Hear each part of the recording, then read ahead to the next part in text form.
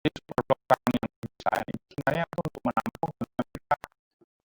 orang jadi minta sama Anda ya desain supaya mampu untuk mencapai efisiensi. Ya. Jadi efisiensi itu luar biasa sekarang ini. Jadi kalau Anda lihat sekarang ini, coba lihat. Di Jakarta itu ada hotel dan mall. Mallnya itu lantai 1 sampai lantai 7 misalnya. Lantai 8 itu sudah hunian. Nah, kadang-kadang dibuat dibagi dua, ada 2 tower. Tower yang pertama untuk kantor, tower yang kedua untuk hunian. Ya kan? Jadi di bawah tower 1, 2 itu dibuat untuk perkantoran. Jadi orang nggak macet lagi. Nah, itu di Jakarta sudah mulai. Itu namanya super block. Nah, jadi kalau misalnya kita berbicara masalah seperti itu, apakah view penting? Penting. Kenapa? Karena view yang menarik itu selalu dibuat untuk hal-hal yang menarik. Dibuat misalnya apa? Kan nggak mungkin kamar standar dikasih ke lantai ke paling atas top floor. Nggak boleh. Karena apa? Dia menikmati AC, mahal. Dia menikmati lift, mahal. Kenapa?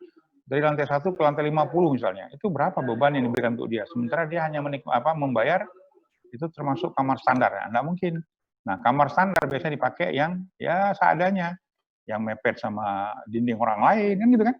Baru nanti deluxe, udah gitu ada superior, ada junior suite room, ada suite room dibuat. Itu dia. Ya.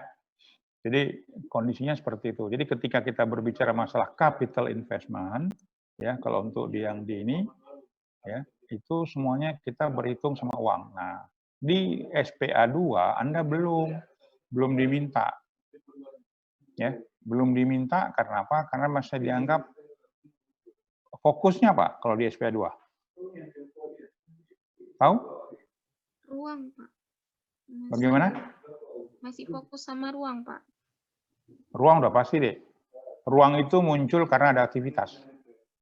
Contoh misalnya ya, kalau pertama itu misalnya kontainer ya wadah saja, kedua estetika, ya kan? Ketika behavior modifier, yang keempat climate modifier, ya kan? Yang kelima capital investment, yang keenam SPA 6 itu kita bicara masalah culture simbol, ada 6.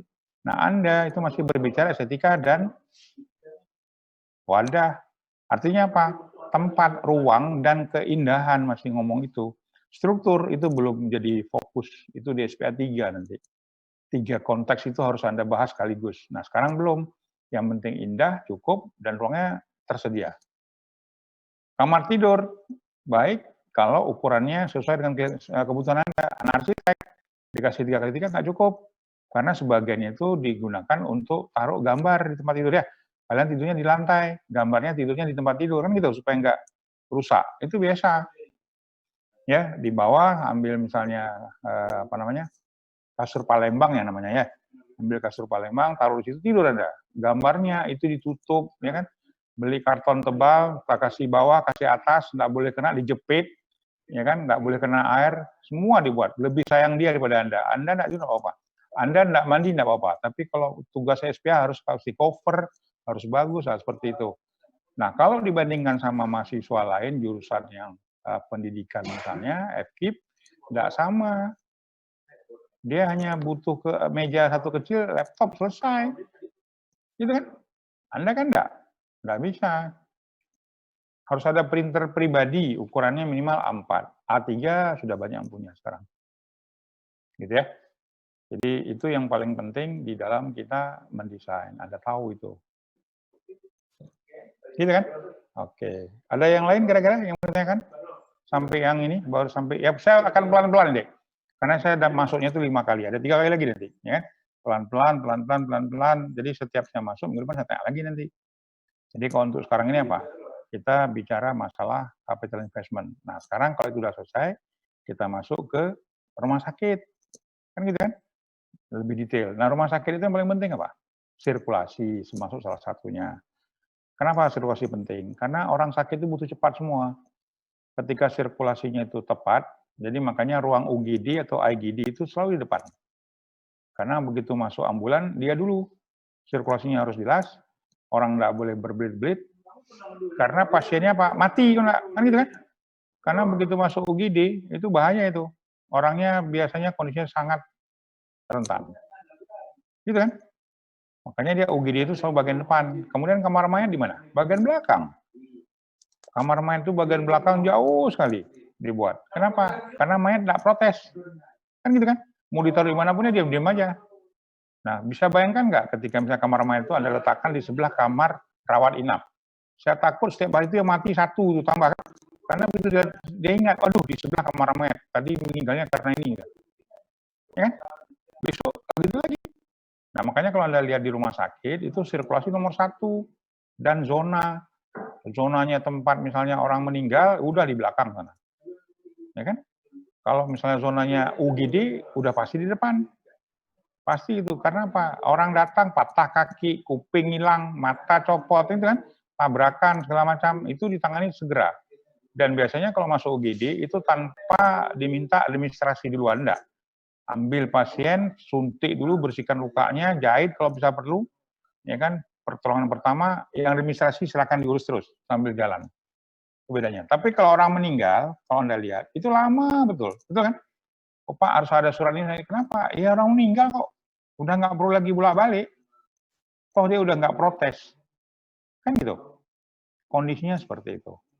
Makanya kalau Anda lihat rumah sakit yang namanya tempat mayat, ya di belakang. UGD depan. Rawat inap di tengah-tengah biasanya. Lab juga di tengah-tengah. Kenapa? Biasanya pasien diambil dibawa ke lab. Jadi ruang lab, ya, laboratorium sama yang rawat inap itu biasanya dia berdekatan. Ya, nah itu semuanya kita belajar di sini jam 2 rumah sakit. Nah, contoh nanti rumah sakit apa? Oh, rumah sakit COVID misalnya. Beda lagi. Rumah sakit THT, beda lagi penanganannya. Rumah sakit misalnya ibu dan anak. Ya, bapak-bapak enggak ada di situ, ibu sama anak semua. Bapak-bapak paling nganter waktu tunggu di mobil, jangan masuk, kasihan kan?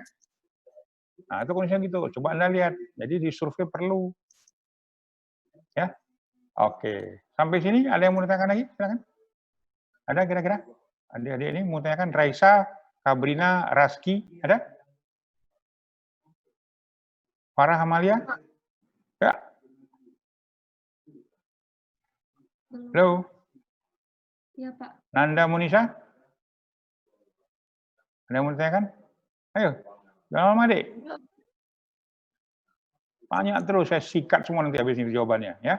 Supaya waktunya nggak terbuang. Ini udah jam 3 kurang 2 menit. Tapi habis lagi kan. Iqbal, Hafiz, ada yang mau ditanyakan? Pak, saya mau Ya. bertanya mengenai potensi bagian tapak bangunan, Pak. Itu maksudnya gimana? Potensi bagian tapak bangunan itu persil namanya. Tapak itu persil. Ya, persil. Jadi kalau misalnya rumah kamu itu lahannya itu misalnya, atau orang Aceh itu suka bilang tanah, sebenarnya lahan. Ya kan? Kalau tanah truk gitu kan, 2 truk, 3 truk. Nah, persil misalnya di tempat Anda itu ada pohon besar, jangan dipotong. Itu potensinya, kan gitu kan? Kalau misalnya di tempat Anda itu ada kemiringan kontur yang cukup baik, jangan ditimbun semua. Nah, kelakuannya kita di Aceh ini ketika ada kemiringan, timbun. Ya kan? Padahal itu bisa dipakai untuk apa? Untuk menata ruang yang lebih baik. Ya, kalau di luar negeri, nggak mau di orang tua timbun, rugi katanya. Dia buat gantung. Ya kan? Bisa dipakai untuk yang lain. Tapi yang jelas nggak ada yang terbuang. Nah, Indonesia itu hobinya apa? Nimbun. Mana lihat? Asal buat rumah kurang sedikit timbun katanya. Asal buat rumah, kenapa nggak dibuat untuk 2-3 lantai? Atau 2,5 lantai? Bisa juga kan? Bagian belakang misalnya agak lebih rendah. Itu apa? Untuk dapur kotor. Kenapa? Orang Aceh hobinya masak. Ya, coba lihat orang Aceh. Pernah nggak ada masakan Aceh itu yang bersih dari daun? Nggak ada, Dek. Masam keung, wis. Makannya luar biasa. Kuah belangong, wah apalagi. Gitu kan? Ya kan? Ayam guli Aceh misalnya, wah banyak lah yang itu. Pokoknya dapur kalau Anda lihat itu penuh dengan sampah, ya kan? Nanti disapu dibersihkan. Nah, bayangkan kalau orang Aceh itu nggak punya dapur kotor, dapur bersih. Waduh, yang bersih pun jadi kotor ya. Jadi ketika misalnya di tempat kita sini ada dapur kotor bersih, ya wajar. Karena apa? Jenis masakan kita seperti itu. Di mana kita pelajari di AMPA 2 ini. Ya, kalau misalnya yang lain tadi apa? Kita bicara capital investment. Jadi Anda harus terbiasa sekarang mendesain bangunan dengan ukuran yang pas. Jangan lebih-lebih. Karena biasanya mahasiswa itu suka beli lahan kan nggak bayar kan? Oh, kurang lahannya, tambah sedikit. Nah, kan gitu dia. Mumpung dosennya nggak tahu. Kalau saya tahu deh, saya hitung yang pertama, kumpul dulu semua, terus saya cek, betul nggak lahannya? Loh, lahannya kok kamu beli lagi tanpa bilang-bilang? Emangnya kamu orang kaya apa? Kan gitu. Ya, jadi kebiasaan mahasiswa sekarang ini ketika dia punya masalah, nah dia coba seperti itu. Padahal di Jakarta, kota-kota besar, Bandung, Surabaya, itu lahan untuk perumahan itu tidak lebih dari 10 kali 20 meter itu udah bagus deh, 200 meter, ya kan? Kadang-kadang 8 kali sekian, ya kan? Banyak seperti itu. Ya, Mas Sita, Azura ada? Halo, Mas Sita ada? Iya, Pak. Ya, kamu kok hilang Jelas, gambarnya? Pak. Halo, Iya, Pak. Halo, Pak. ya, gambar kamu mana? Ini, Pak. Hidup, Pak. Videonya. Iya, nggak ada Mas Sita Azura. Kamu nggak ada fotonya nih. Kemana? Bukan masalah hidup, suaranya ada. Apa ya kamu nggak tahu saya? Kamu nggak hidupkan ini ya, video ya? Videonya hidup, Pak. Hidup, Pak. Di Ini? sayanya hidup, Pak. Oh, di saya di hidup ini Pak Safwan depan saya, samping saya juga lihatnya nggak ada.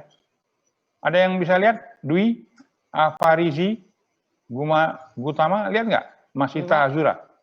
Ada Saya, fotonya? Pak. Enggak, Ada, yang Pak. lain kamu diam aja. Enggak kelihatan, Pak. Hah? Kelihatan nggak fotonya? Enggak kelihatan, Pak. Kamu nggak lihat kok, apanya yang ada?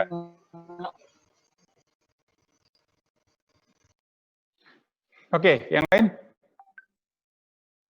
Ada yang mau tanya nggak kira-kira? Videonya nggak kelihatan, Pak. Masih tahu semua, Pak.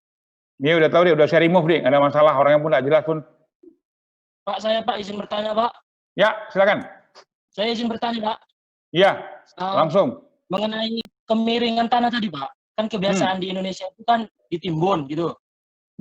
Oh, di kampung ini kamu, timbun di kampung daerah saya enggak saya. kok. Maksudnya kebanyakan, Pak, nimbun gitu. Nah, jadi khususnya kasusnya ini di daerah saya sendiri, Pak.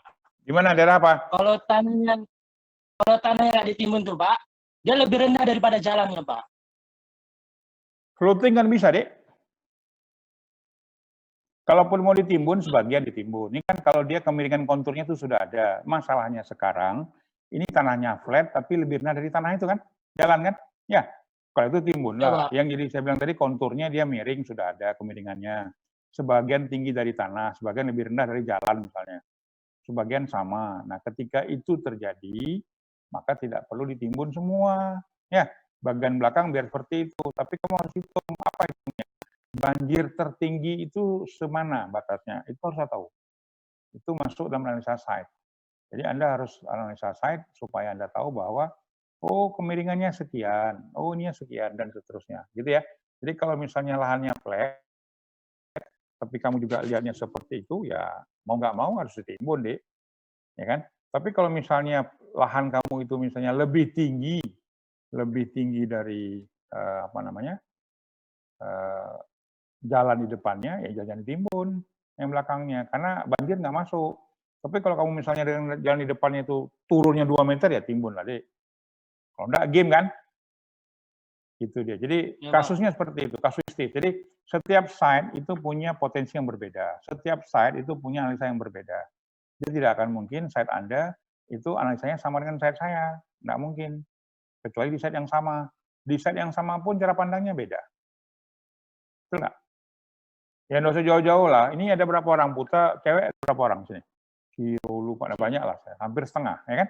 Yang cowok begitu. Seandainya kalian ini ada 431 orang, ini, kalau misalnya cowoknya ada 17, itu suka sama tipologi satu cewek. Berantem Anda ini, kayak kucing. Kan gitu kan? Tapi kan nggak terjadi. Ya, yang A suka sama si B, yang C suka sama si Z, yang X sukanya sama R, kan gitu dia. Jadi yang namanya kecantikan dan estetika itu sangat bervariasi, tergantung dari sudut pandang. Demikian juga kontur Anda. Ketika Anda misalnya buatnya kolam renang, ya ngapain ditimbun, gali malah kan gitu kan. Tapi ketika Anda buat rumah tinggal, ya harus ditimbun, kalau enggak apa? Banjir. Ya, jadi yang pertama itu Anda harus tahu objek apa dulu yang Anda akan desain, kemudian coba Anda lihat site yang tersedia. Kalau site yang tersedianya itu misalnya mencukupi untuk itu ya bagus. Kalau enggak ya timbun juga. Oh, di Indonesia banyak timbun ya, karena permukaan tanah di Aceh ini adalah 50 cm di bawah permukaan laut. Makanya kalau di Aceh, kalau banjir jarang tempat kering. Karena posisi kita ini setengah meter di bawah permukaan laut. Ya, Belanda itu ada 2 meter, makanya dia buat dam. Jagoan dia buat dam. Kenapa? Dia belajar dari alam. Nah, kita juga demikian. Ya. Jadi kembali lagi tadi masalah timbun menimbun itu boleh. Lihat dulu kontekstualnya. Apa kontekstualnya itu? Objek desainnya apa? Objek desainnya apa? Kalau misalnya objek desainnya itu misalnya mengharuskan ada timbun, ya harus timbun. Kan nggak mungkin deh, Anda objek desainnya sekolah, SD, nggak timbun. Wah, anak SD begitu hujan, yakin kamu udah mau belajar kelas 1? Enggak lah. Belum sampai ke kelas, sepatu udah basah, celana udah basah, baju setengah udah basah. Kan gitu dia. Kalau nggak ditimbun, tapi harus timbun memang. Ya. Jadi tergantung kontekstualnya. Tergantung Anda mendesain apanya dulu. Kalau enggak, ya itu tadi. Gitu ya.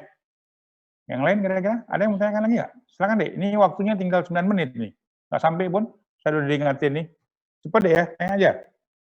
Biar besok kita UTS-nya lebih gampang kok. Kalau nggak sempat juga, kamu tanya melalui WA ya. Di grup kita biar semuanya tahu. Nanti saya akan inventarisir semuanya. Setelah itu nanti saya jawab satu-satu. Nggak apa-apa. Ya, lanjut. Ayo sama. Safa Maroda. Safina Anissa. Ya betul ya. Safina, betul. Ada yang mau ditanyakan, Safina? Nggak ada. Ini di sebelah Zakiul Fuad, siapa ini? Yang pakai masker. Namanya nggak ada. Halo? Halo? Saya, Pak. Nah, ini Muhammad Saif. Kok hilang-hilang nama kamu? Ada, Pak. Ada, saya taruh Ya, namanya. sekarang baru ada. Di bawah, ini siapa nih? Yang cewek nih. Di samping Raisa. Gebrina Raski. Nggak tahu ya? Ada yang mau tanyakan lagi? Silakan. Pak, saya ingin bertanya, Pak. Ya, silakan. Mengenai tadi kan kita sudah menganalisis site, Pak. Nah, selanjutnya pasti kan kita ada site development, Pak. Perkembangan site selanjutnya setelah dianalisis. Ya. Nah, hal yang paling krusial setelah kita analisis dan kita kembangkan itu apa, Pak ya? Maksudnya kan banyak tuh ada yang Semua krusial. Nah, di sektor itu nggak ada yang nomor 2 dia. Semua nomor 1. Karena apa? Kita nggak bisa mendesain itu setengah-setengah. Ya, jadi kita mendesain itu dia secara holistik. Kamu nggak bisa begitu desain rumah, tampak depannya jadi yang cantik, belakangnya jelek, sampingnya jelek, nggak bisa. Kecuali rumah kamu lahannya itu 6 kali 12. Kiri kanan itu tembok, depannya top, boleh. Banyak di Jakarta, 6 kali 12, ya kan? 72 meter sekarang, itu untuk rumah tipe 36. Ya, jadi semuanya krusial. Jadi kenapa saya bilang demikian? Karena kalau Anda nanti dia mendiskreditkan, Anda itu curang. Contoh, oh ini kan nggak penting kali nih bagian sini. Ngapain tadi saya mikir? Rata aja udah. Nggak boleh dia sektor. Jadi sektor untuk kita sudah analisis. Semua yang paling penting. Itu nomor 1, dan nomor 2 ya. Artinya apa? Anda harus berikan perhatian fokus ke objek desain itu secara maksimal. Nggak bisa setengah-setengah deh. Ya kan? Harus gitu. Kalau nggak jelek nanti. Oh, tampak depannya bagus. Di belakang, aduh, Masya Allah. Nggak bisa lihat kita, katanya. Malu pun lihatnya kan. Tapi kalau misalnya Anda mikirnya semua, itu bagus. Ya, jadi itu yang paling penting. Jadi kalau dikatakan krusial, kalau kita sudah memilih, Anda kan ketika analisa site, kan milih kan? Milih apa yang akan Anda analisa setelah itu. Dan setelah analisa, Anda akan action plan-nya. Nah, sekarang action plan-nya itu nggak bisa Anda katakan, oh ini udah gini aja, setengah, lainnya nggak usah, Anda bisa.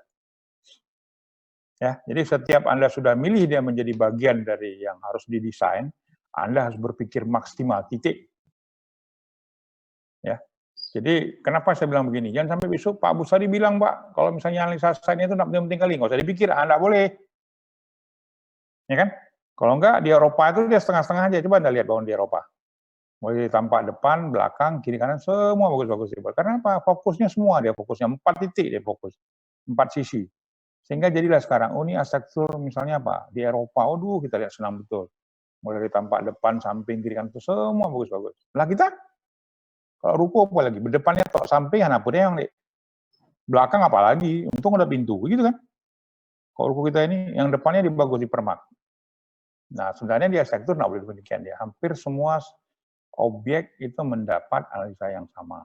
Ya, karena apa? Karena sebelum Anda melakukan analisa, Anda sudah memilah-milah. Anda sudah memilah dan memilih yang terbaik.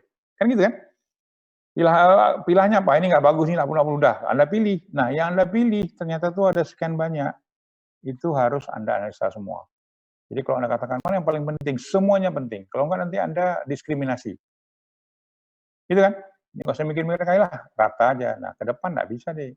Ada orang kaya, lahannya itu 2.000 meter, 1.000 meter, bangunan kecil di tengah, Anda harus buat 4 tampak deh. Tapi kalau udah ada biasa misalnya desainnya cuma 2 sisi aja, belakang dan depan, tampak sampingnya itu rata, pusing kamu.